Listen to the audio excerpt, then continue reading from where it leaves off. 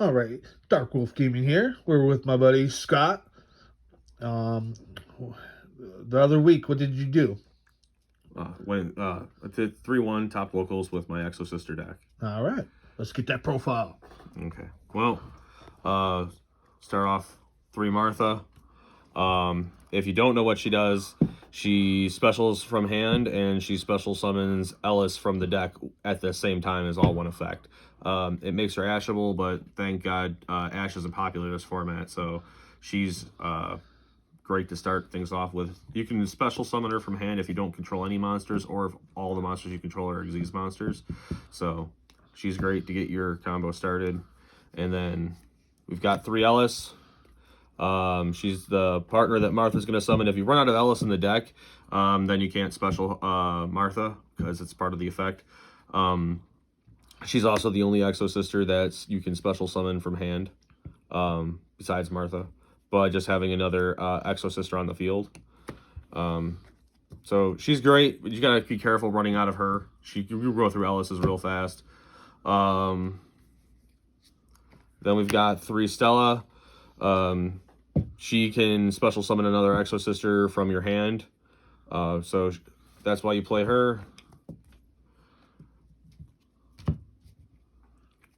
2 Sophia, because she doesn't special summon herself or anyone else. She does get you a card draw, though, so she's worth playing. Look at those collector rares.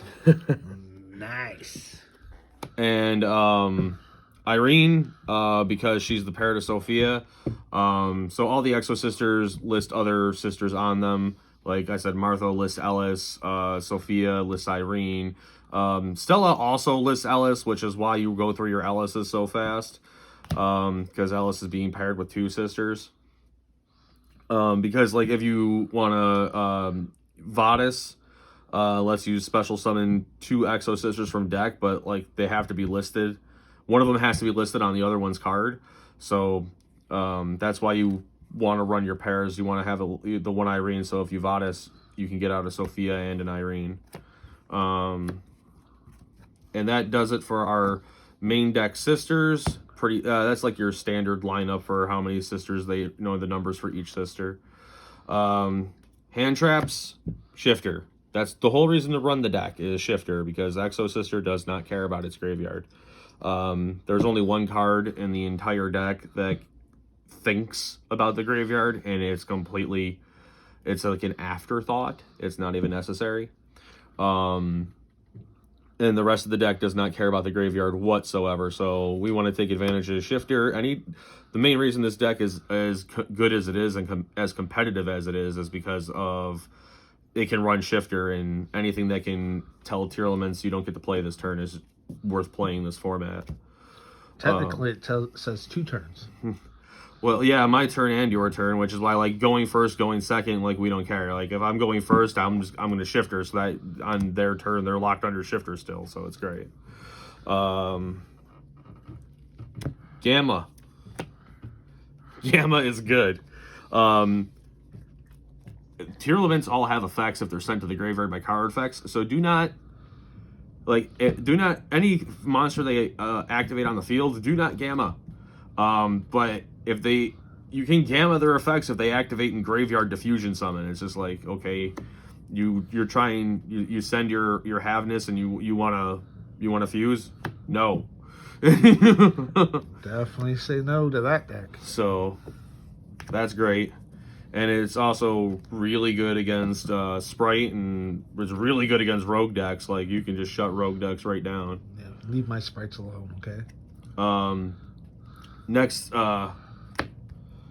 Sphere Mode. Sphere Mode's so good. This thing breaks tons of boards. Because Martha, our go-to gal, she locks you out of being able to special summon anything but Exosisters for the rest of the turn. But Sphere Mode is a normal summon, so we can Sphere Mode people and still go. And you can combo out completely without having to use your normal summon, which is awesome. So we can Sphere Mode people, and this is just great against a lot of decks. You think 2 is fine? I run the 3rd one in the side, so that like on games where I'm pretty sure I'm going second. You know, you never can tell. Yeah, you can tell people who goes second, right? Willingly. Not if you're playing a meta deck anyway. Maybe if they're playing some rogue deck, they might Like make you go first. Crusadia. Yeah, like Crusadia or Mech Knights. But otherwise, yeah, just 2 because like if you win the die roll, like you don't really want to see this card. At least not in your opening hand.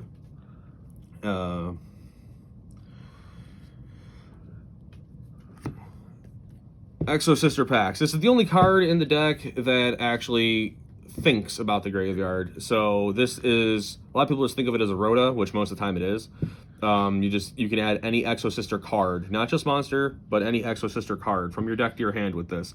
If you add an Exosister monster though, and the other Exosister that's listed on it is on your field or in your graveyard, then you can just special summon the sister that you get. So that's cool. That's what actually lets you go full combo without needing your normal summon whatsoever. That's the only card that even thinks about the graveyard, and it's not even necessary. One Armament card is good when it's good. When it's not, it's really bad. It's just totally dead. So we run it at 1. We can search it when we need it, and matchups where we don't want to see it, then we don't want to have it in our hands. So that's why I just run it at 1. But against certain things, it can be total gas, especially if you get stopped from making Magnifica.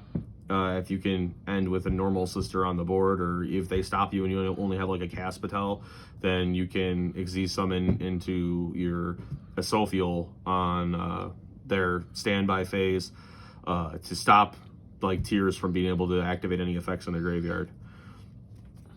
Speaking of which, we got 2 Necro Valley, 1 Terraforming, because again, we don't want to let our opponent. This is great because it doesn't just shut off Tears. It shuts off the Bestials because they have to banish in order to summon, which is great because our entire deck is light, and the Bestials love that. I mean, we don't care about them banishing our stuff, but like we care about them getting bodies.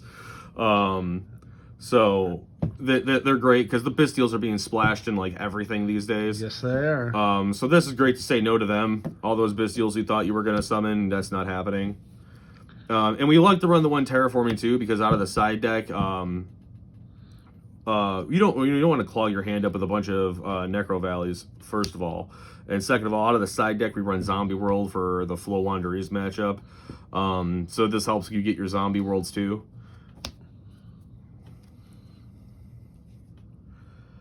Three Pot of Prosperities, because we don't actually care about every monster in our extra deck. And sometimes you just need an answer. It kind of sucks because like if you don't open Shifter, this isn't going to help because like you're going to have a card in your graveyard if you so you can't Shifter anymore. But it can help you get any of your other. It can help you find your Sphere Mode if you need to Sphere Mode somebody. And it can help you just get to other things, get to your combo. Like if you have the Sphere Mode in hand and you need to be able to go full combo without using your normal summon, this can find your Martha if you didn't open your Martha, or find a Pax if you didn't open Pax. I mean, it's just whatever piece you're looking for helps you get there. Nice. Digging 6 cards deep is awesome. 2 triple T's. Going first is great. Hand trap me. Well, then I get to take a card from your hand or draw more, depending if I need more gas or if I have plenty of gas. We're just gonna make it so you don't get to break my board. Going second, like activate your monster effect. Okay, well now I'm gonna take one of your monsters. Like it's just, and it helps OTK. So this card's just great. Yeah, I played into it last night. I got what I had coming. Vadis, card we mentioned earlier, summons 2 Exosisters from the deck. But you pick one sister and then to summon, and then you have to summon the other sister that's listed on the card. So that's why you want to make sure that you always have a pair in the deck. And since you go through your Ellises so fast with her pairing with your Marthas and your Stellas, that's why you run the 1 Irene. Honestly, Irene, her effect is not good. Her actual effect is to put an Exosister card, specifically Exosister, on the bottom of the deck in order to draw a card. And it's just like, there's very few situations where you would ever want to do that. Arguably no situation where you would really ever want to do that. So the only reason to run her in the deck is because you want targets for Vadis.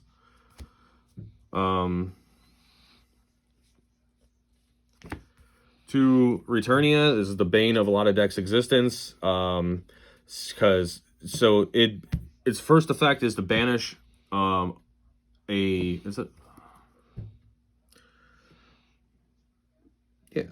Yeah, that's what I thought. It just banishes a card. That's the great thing about the banishes on Exosisters. They're not specifically monsters. They're just any card. But so you have to target a card with the first part of the effect. There's 2 effects on the card. The first one is target a card either on the field or in the graveyard, and you banish it. And then the second part is to banish another card on the field. Or you can Xyz summon. If you've already, in order to get the second banish, which is non-targeting, by the way, you have to have already Xyz summoned that turn. If you haven't Xyz summoned that turn, you can't get the non-targeting banish. But it does allow you to Xyz summon on your opponent's turn, which can be pretty gas.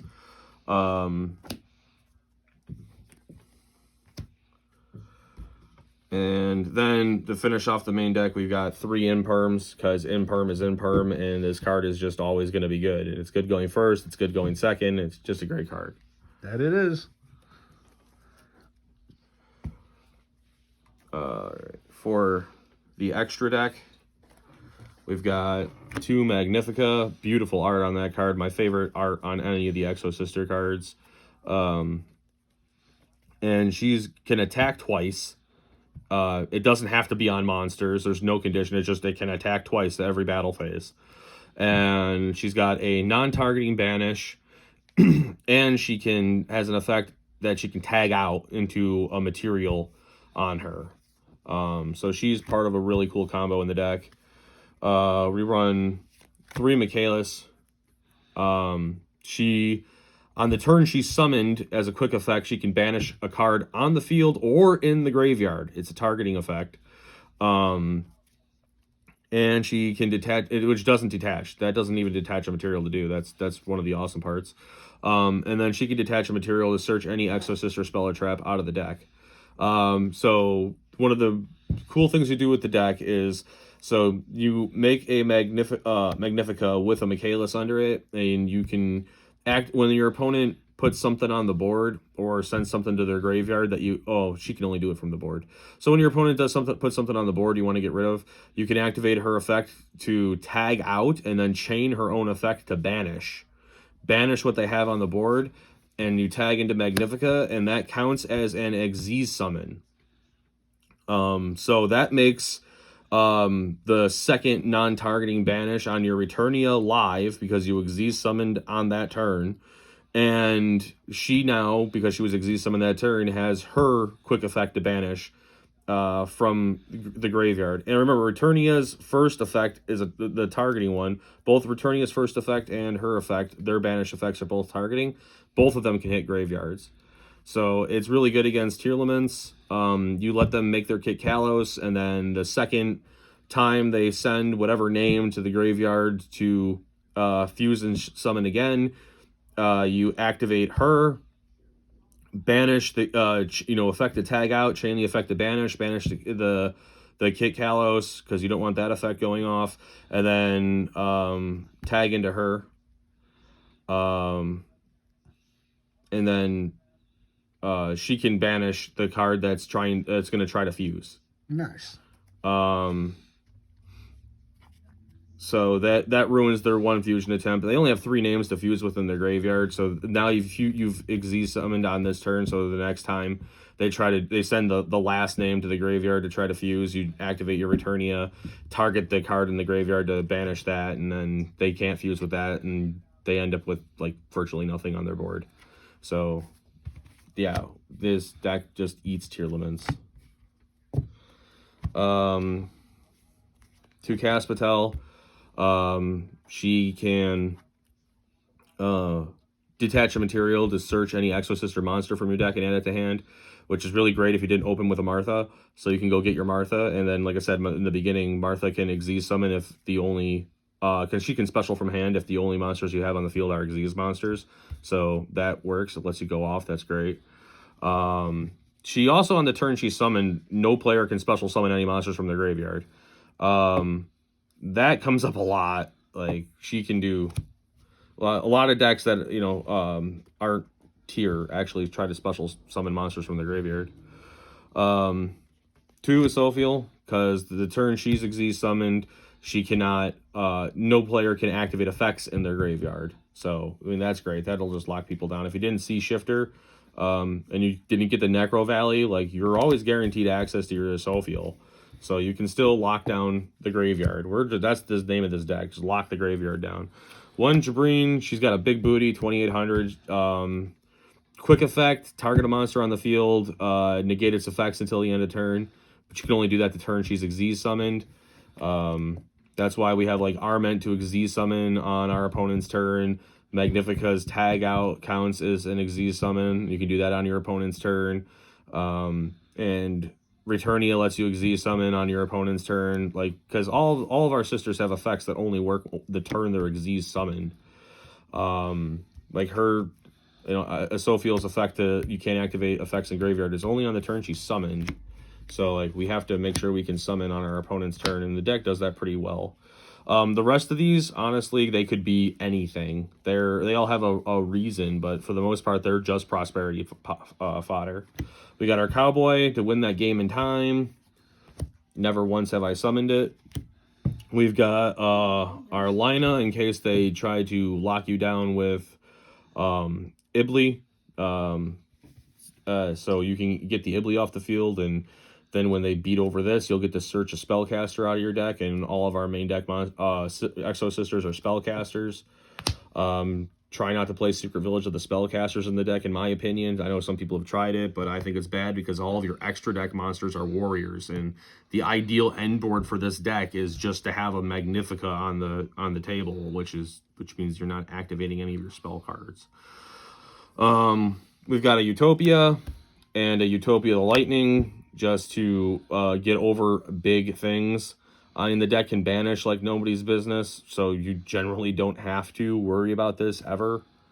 I've never summoned it. Like I said, they're mostly just discard fodder. Well, not discard, prosperity fodder. Zeus, because we make Xyz monsters, so why not have a Zeus? It's just a great card. Again, never once summoned it. Sent it on prosperities time and time again, was never sad to do so. But that's the whole deck. Honestly, most of this list is pretty standard with the exception of maybe the gammas and the sphere modes. Otherwise, like, what's in it is pretty standard. People might be like, what? No evenly matched? Evenly matched just eats a negate. I can eat negates better than having to burn my battle phase to do it. And Dark Ruler, I mean, I have Dark Ruler in the side for when I'm going second. If I'm going first, I don't want to open with Dark Ruler. So yeah, I run 3 Dark Ruler in the side. People are running those things, but, like, Dark Ruler can still be negated by Tier Limit's Crime. Solemn Judgment has gotten more popular, especially in people's side decks these days, to stop Dark Ruler.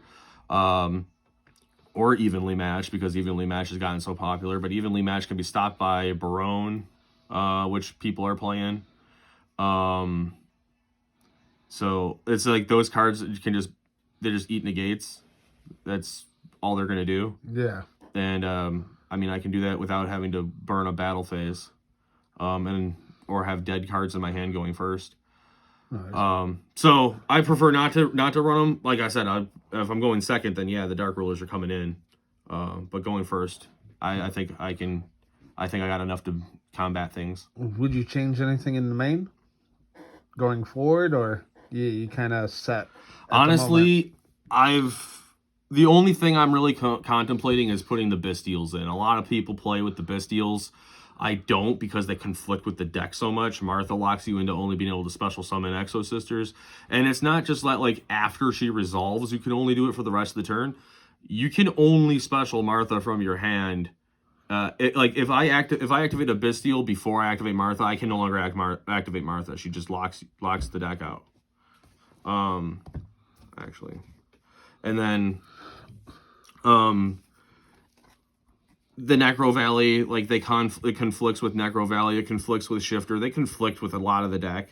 Yeah, you would have to run either or. It seems like. Well, a lot of people run both, and I understand why you're running both, because like if we don't see the Shifter, if we don't get to Necro Valley, then like it's still a way to interact with your opponent, which is fine. But like I have other ways of doing that. Some deck, most decks aren't running Gamma. Some decks on these days aren't running Imperm anymore, which I think is a little, whatever. It's a mistake. Well, I mean, it depends. People are still having success with the deck the way it is, but like the deck has a bunch of banishes, but we like don't, and we like have ways to turn effects off. We don't negate like anything. Like Imperm is one of the few ways the deck has to actually negate an effect after it's been activated. And sometimes you just need to negate something. Yes, I'm never sad to see my Imperm. No, me neither. But the one thing I do like about it, so Magnifica, most of your end boards are only going to have a Magnifica on it, and she can attack twice. Well, 2,800, which is her attack power, is going to leave your opponent, hitting twice, is going to leave your opponent at 2,400 life points. All the Bestials have 2,500 attack power. So honestly, it's not the interaction that they do with banishing things from the graveyard that even makes me consider the Bestials. It's the fact that, like, a lot of times I give my opponent another turn because I can't kill them. Where if I had the Bestials and I got one of them on the board, that is game. And you're not getting another turn. Because I've lost too many games to not being able to close them out fast enough. Yes. So that's the only real thing I've been thinking about. Other than that, I wouldn't change anything. It's been doing very well. It eats tier limits alive. It doesn't get pounded by rogue decks as bad as some of the other decks out there are, because they're just super tailored towards tier limits. People forget that not everyone's playing tier limits, which is a huge mistake in my opinion. Or they only side against the non-tier limit decks, which that's just asking to lose game one. And then you're fighting an uphill battle. So I'm very happy with it. Its performance has been great. So what's our team name? Oh, we are Team Glaze Cinnabon. Nice. Love it. Can you remember? I know it was a couple of weeks ago. I mean, Char, our buddy, he just topped this week. I topped last week, and then I believe you topped the week before that. Yes. Do you remember your matchups real quick? Oh, God, no, not at this point. I feel you on that. All right. Well, thanks for the profile, and we'll see how this goes, if anything changes. My deck profile will be on after his, so like, comment, and subscribe. Thank you.